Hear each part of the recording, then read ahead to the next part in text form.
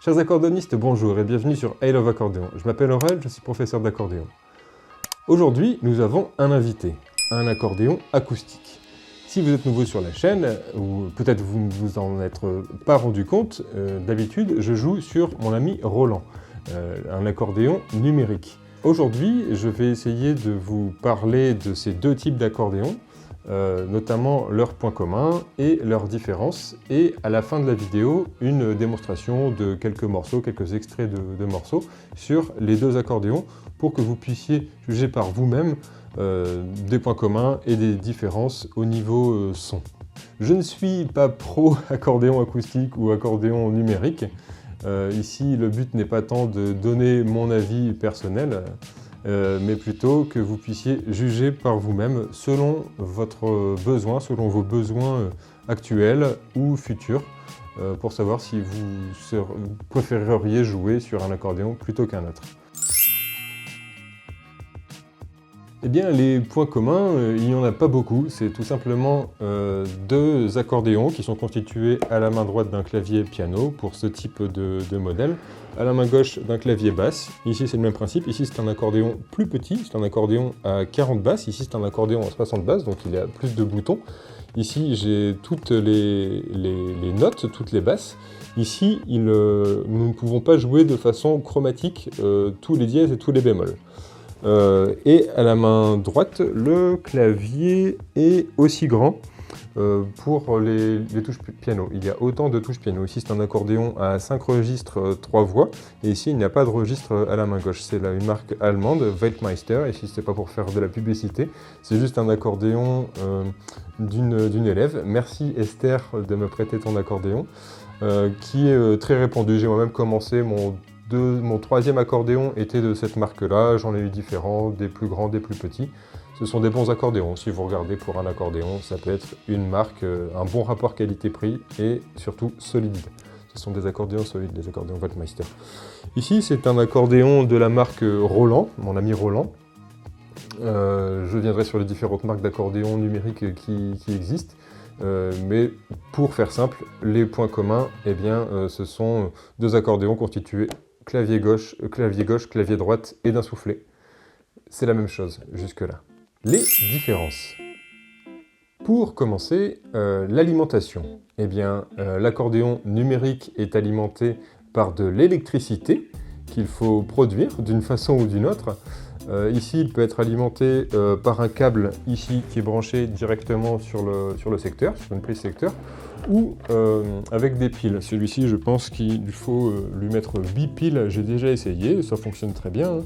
C'est juste que j'ai utilisé des piles rechargeables, donc ça dure quelques heures et il faut recharger les piles rechargeables.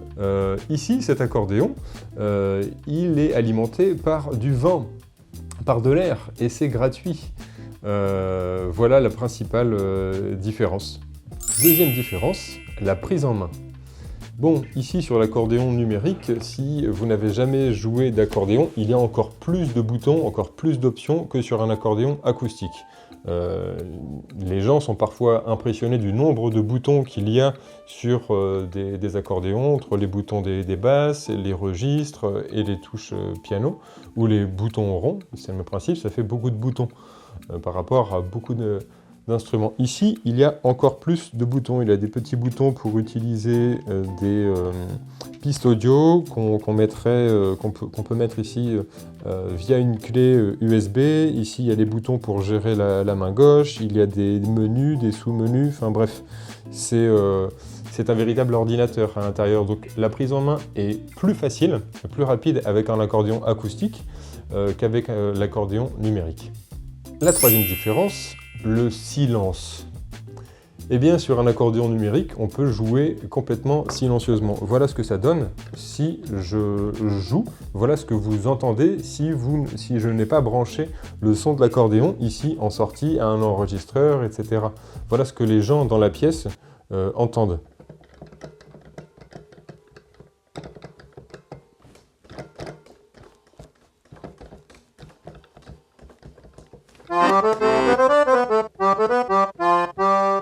C'est-à-dire vraiment pas grand-chose. Maintenant, qu'est-ce que ça donne si je joue avec l'accordéon acoustique ?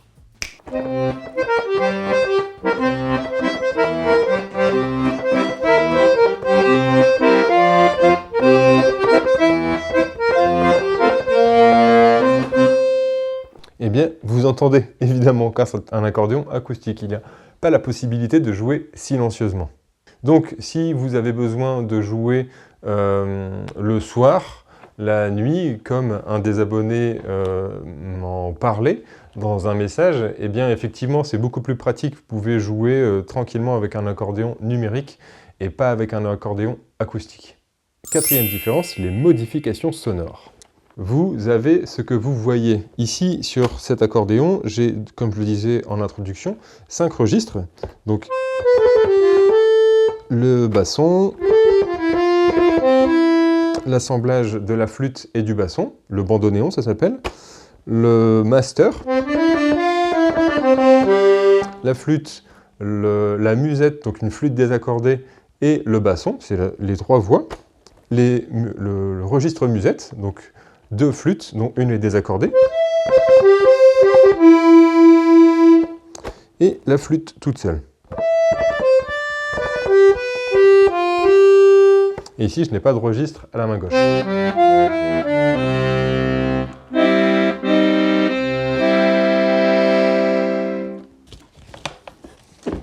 Mais non, c'est pas emmêlé, mais non, pas du tout. Mais non, c'est très pratique l'accordéon numérique. Comment ça se fait que ça a mis des nœuds là-dedans? A few moments later. Alors qu'ici, sur l'accordéon numérique, nous n'avons pas, ici j'ai 4 boutons par exemple qui gèrent les registres, alors que j'ai beaucoup plus de possibilités de registres. Il y a des banques de données à l'intérieur.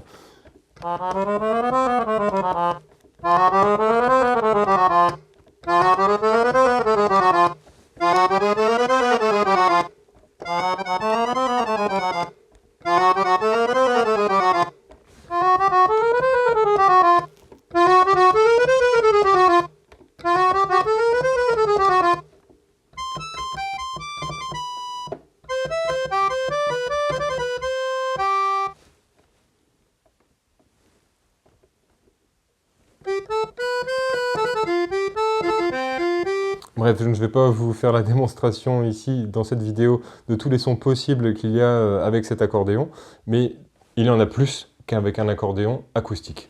Ici, à la main gauche, c'est le même principe.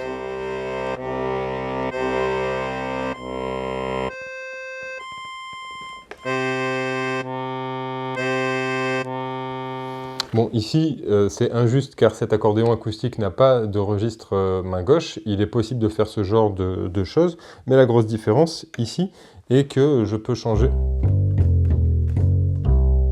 carrément, mettre un son de contrebasse, mais nous allons voir ça après. Des sons de synthétiseur, etc.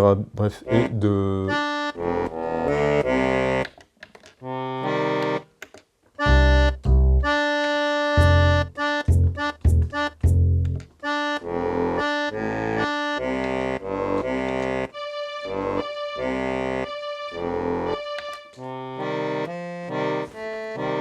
Bref, je pense que vous avez compris le principe. Cinquième différence, le soufflet. Le soufflet, ici sur l'accordéon numérique, est géré par des capteurs numériques à l'intérieur de l'accordéon, qui font qu'au plus je tire sur mon soufflet, ou au plus je pousse, au plus le son va être important. Ça, c'est le même principe que sur un accordéon acoustique. Mais pour utiliser une technique qui est utilisée notamment dans le nord-est du Brésil, pour jouer le forró, qui s'appelle le bellow shake, où on fait vibrer très rapidement, où on change de sens très rapidement le sens du soufflet, tirer, pousser, tirer, pousser, tirer, pousser, eh bien c'est un petit peu plus difficile de le faire correctement avec un accordéon numérique qu'avec un accordéon acoustique. Ici, les démonstrations sur les 2 accordéons.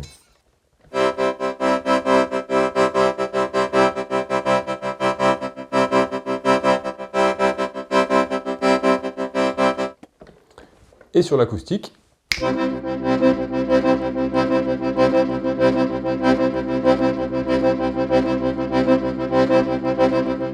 disons que sur l'acoustique, c'est beaucoup plus réactif car il n'y a pas d'histoire de capteur numérique. C'est directement l'air qui rentre ou qui sort à travers les différentes hanches. Donc c'est plus agréable et c'est beaucoup plus dynamique sur l'accordéon acoustique. Le contrôle via MIDI d'autres machines et d'autres synthétiseurs. Bon, si vous n'en avez pas besoin et que vous ne savez même pas ce que c'est que le signal MIDI, vous n'êtes pas concerné par cette partie-là.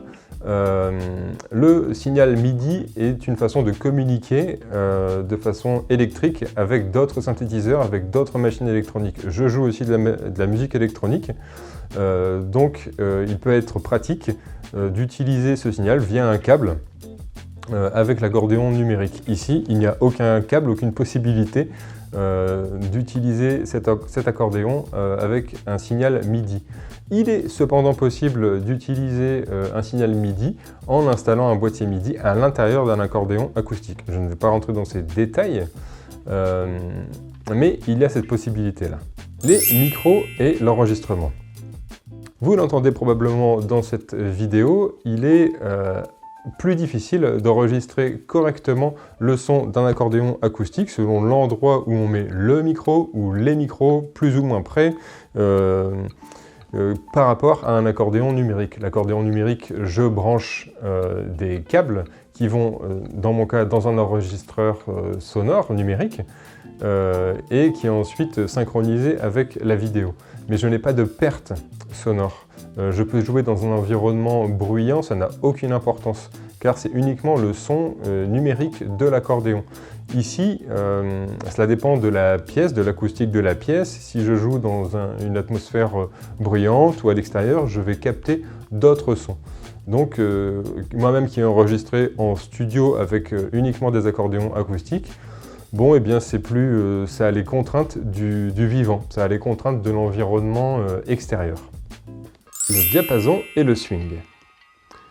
Bon, le diapason est tout simplement la fréquence sur laquelle le La de référence, celui-ci, est accordé sur un accordéon. La plupart des accordéons sont accordés en 442. Le La de référence, le diapason, a, selon les époques, eu tendance à augmenter. Aujourd'hui, la référence internationale est 440 Hz. D'autres défendent 432 Hz. Je ne vais pas rentrer dans ce débat ici, mais sachez simplement qu'il y a beaucoup d'accordéons qui sont accordés en 442 Hz, d'autres en 443, d'autres en 440. J'ai moi-même eu un accordéon accordé en 430 ou 432 ou 436, je ne sais plus exactement. Et ce qui rendait impossible, c'était vraiment horrible de jouer avec d'autres accordéonistes. Sur les accordéons acoustiques, on ne peut pas changer à moins de passer par un accordeur le diapason, la note de référence, la fréquence de la note de référence. Alors que nous pouvons le faire sur un accordéon numérique, il suffit de rentrer dans les menus. Et si moi, par exemple, je donne des cours d'accordéon en webcam à l'un ou l'une d'entre vous, et que vous avez un accordéon accordé sur un diapason qui n'est pas commun, je peux m'accorder à votre diapason. Le swing aussi, le swing est la différence qu'il y a pour un registre musette où il y a deux flûtes qui vibrent ensemble, l'écart plus ou moins important, encore une fois en Hertz, qui est fait pour accorder la deuxième voix flûte, la voix musette. Ici, ça vibre peu. Il a des accordéons vraiment typiques musette qui vibrent beaucoup plus, donc le battement est beaucoup plus important. Je ne peux pas le limiter, mais ici c'est un musette très doux. On appelle ça le swing. Ici le swing sur un accordéon numérique, encore une fois, on peut le modifier. Si je veux un son vraiment typique musette des années 50, avec beaucoup de vibrations, je peux l'avoir. Si je veux un musette beaucoup plus jazz, beaucoup plus doux, je peux l'avoir aussi. Le timbre de l'accordéon. Bon, et bien encore une fois, évidemment, sur un accordéon acoustique, on ne peut pas changer le timbre de l'accordéon, c'est-à-dire la richesse harmonique, pour faire simple, du ou des sons qui sont exprimés par les lames. Car elle est définie par rapport à la qualité des lames. Il y a différentes qualités d'anches selon le prix, la plupart du temps, que vous payez à l'accordéon. Chaque fabricant a différents types d'anches. Encore une fois, je ne vais pas rentrer dans tous ces détails-là ici. Simplement, sur un accordéon numérique, en téléchargeant des modèles, on peut changer le timbre, le reverb, le delay, la réverbération, ce sont tous des termes anglais. Mais on peut changer beaucoup plus de paramètres, et notamment le timbre. la sensibilité des touches et du soufflet. Bon, là, il y a une grosse différence, d'après moi. On ne peut pas faire, en tout cas, je ne sais pas comment faire avec cet accordéon, peut-être avec l'accordéon numérique, pardon, comment rentrer dans les paramètres, tout ça, alors qu'avec l'accordéon acoustique, on peut faire ce type de son.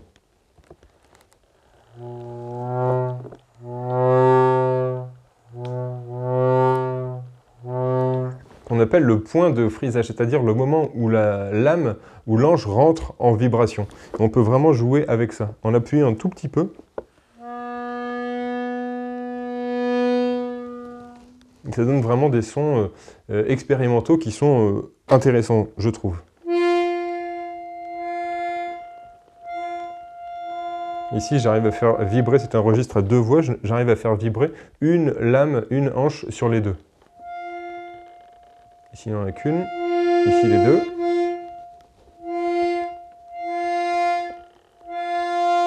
Et ce n'est pas possible, car c'est complètement numérique. Une fois que j'actionne une touche avec un registre, les deux hanches vont vibrer sur l'accordéon numérique. Le soufflet aussi a plus de sensibilité sur un accordéon acoustique. On l'a déjà vu pour le bellow shake, pour le pousser tiré.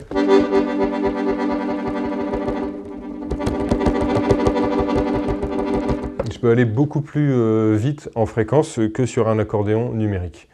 Cela dit, si vous ne jouez pas de musique du Nord-Est, par exemple, ce n'est pas quelque chose que vous allez beaucoup utiliser. Qui plus est si vous êtes débutant, c'est plutôt une technique avancée. Ici, à la main gauche aussi, je peux faire friser les notes et avoir des sons intéressants.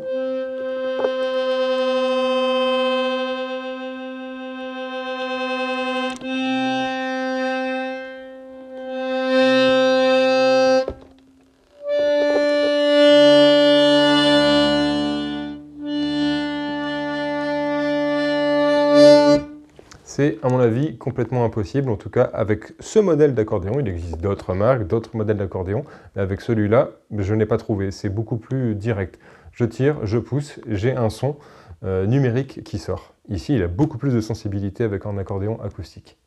Le côté vivant.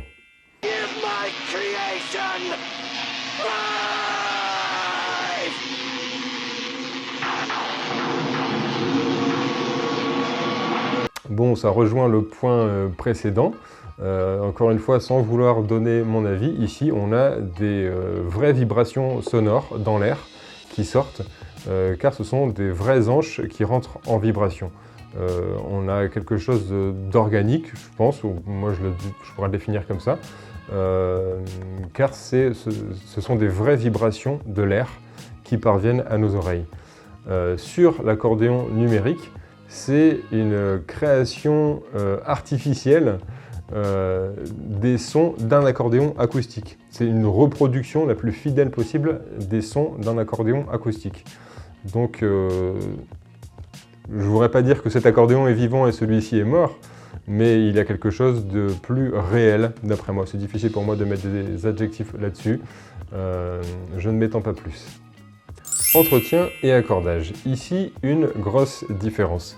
Les accordéons acoustiques ont besoin d'être accordés selon la qualité des lames, selon l'âge de votre accordéon, selon les critères dans lesquels vous entreposez votre accordéon, le taux d'humidité, beaucoup de choses. Il va avoir besoin d'être accordé plus ou moins fréquemment.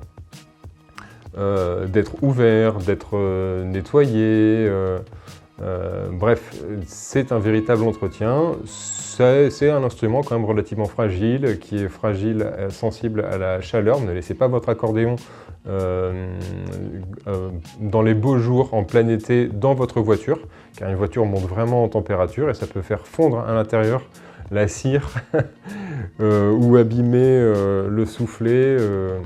Donc c'est relativement fragile, un accordéon acoustique. Alors que l'accordéon numérique ne nécessite pas d'entretien, pour ainsi dire. C'est beaucoup plus solide. Il n'y a pas de cire à l'intérieur pour coller les lames, il n'y a pas de bois à l'intérieur.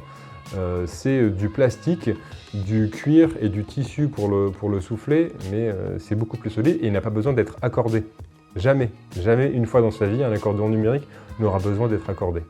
Dernière différence, le prix de l'accordéon. Bon, ici, c'est un accordéon plutôt que je qualifierais d'entrée de gamme.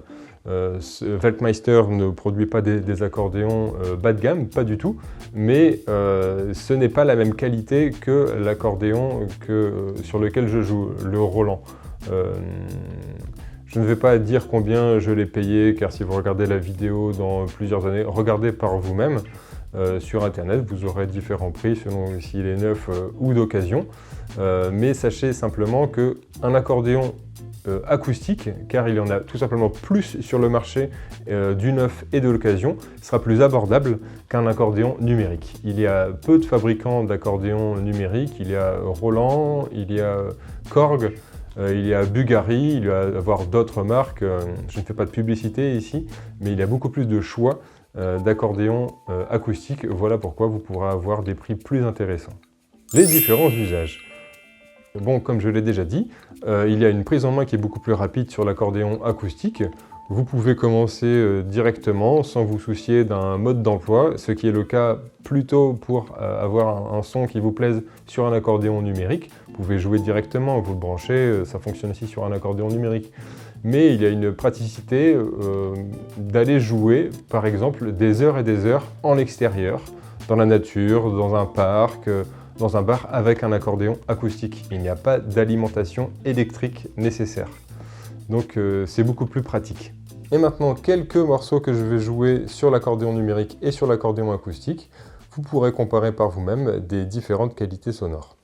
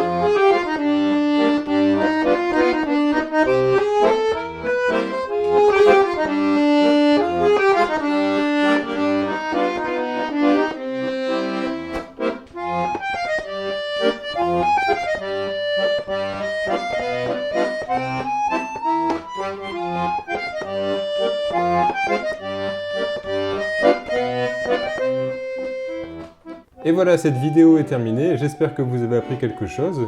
Likez, partagez. N'hésitez pas à me mettre en commentaire ce que vous avez pensé de cette vidéo.